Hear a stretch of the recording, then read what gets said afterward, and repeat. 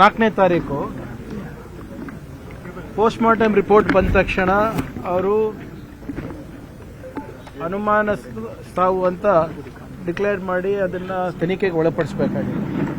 ಅದನ್ನ UDR ಮಾಡ್ಕೊಂಡು PSI ಅವರು ಅವ್ರ ಹಂತದಲ್ಲೇ ಇಟ್ಕೊಂಡಿದ್ರು. ಅದು ತಪ್ಪಿದೆ, ಕಾನೂನು ವಿರುದ್ಧವಾಗಿದೆ. ಪೊಲೀಸ್ ಇನ್ಸ್ಪೆಕ್ಟರು, ಸಬ್ ಇನ್ಸ್ಪೆಕ್ಟರು ಹಾಗೂ ರೈಟರ್ ಯಾರಿದ್ದಾರೆ ಅವ್ರ 3 ಜನಕ್ಕೂ ಇವತ್ತು ಬೆಳಿಗ್ಗೆ ಸಸ್ಪೆಂಡ್ ಮಾಡಿದ್ದೇವೆ. ನೀವು ಮಾಧ್ಯಮದಲ್ಲಿ ಪ್ರಕಟಣೆ ಮಾಡ್ದಂಗೆ ಸ್ವಲ್ಪ ಲೋಪ ಆಗಿದೆ ಇವ್ರ ಕಡೆಯಿಂದ.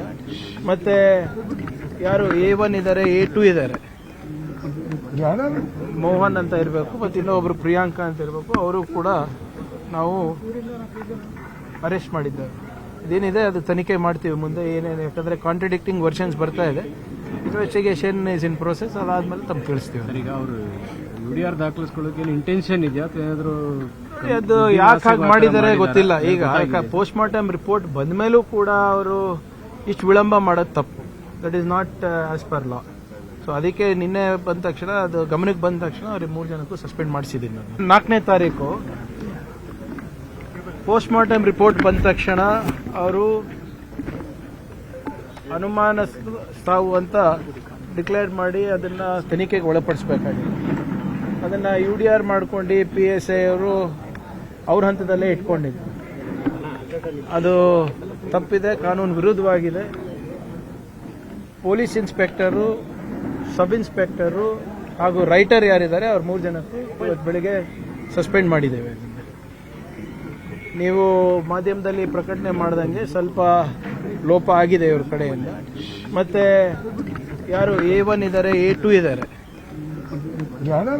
ಮೋಹನ್ ಅಂತ ಇರಬೇಕು, ಮತ್ತೆ ಇನ್ನೊಬ್ರು ಪ್ರಿಯಾಂಕಾ ಅಂತ ಇರಬೇಕು, ಅವರು ಕೂಡ ನಾವು ಅರೆಸ್ಟ್ ಮಾಡಿದ್ದೇವೆ.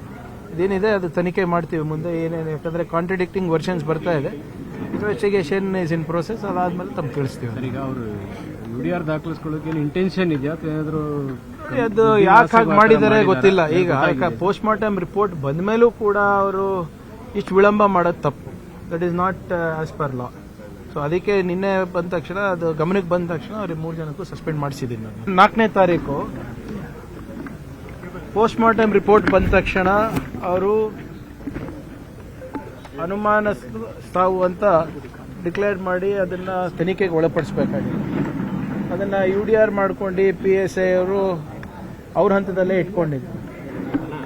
ಅದು ತಪ್ಪಿದೆ, ಕಾನೂನು ವಿರುದ್ಧವಾಗಿದೆ. ಪೊಲೀಸ್ ಇನ್ಸ್ಪೆಕ್ಟರು, ಸಬ್ ಇನ್ಸ್ಪೆಕ್ಟರು ಹಾಗೂ ರೈಟರ್ ಯಾರಿದ್ದಾರೆ ಅವ್ರ 3 ಜನಕ್ಕೂ ಇವತ್ತು ಬೆಳಿಗ್ಗೆ ಸಸ್ಪೆಂಡ್ ಮಾಡಿದ್ದೇವೆ. ನೀವು ಮಾಧ್ಯಮದಲ್ಲಿ ಪ್ರಕಟಣೆ ಮಾಡ್ದಂಗೆ ಸ್ವಲ್ಪ ಲೋಪ ಆಗಿದೆ ಇವ್ರ ಕಡೆಯಿಂದ. ಮತ್ತೆ ಯಾರು A1 ಇದ್ದಾರೆ, A2 ಇದ್ದಾರೆ,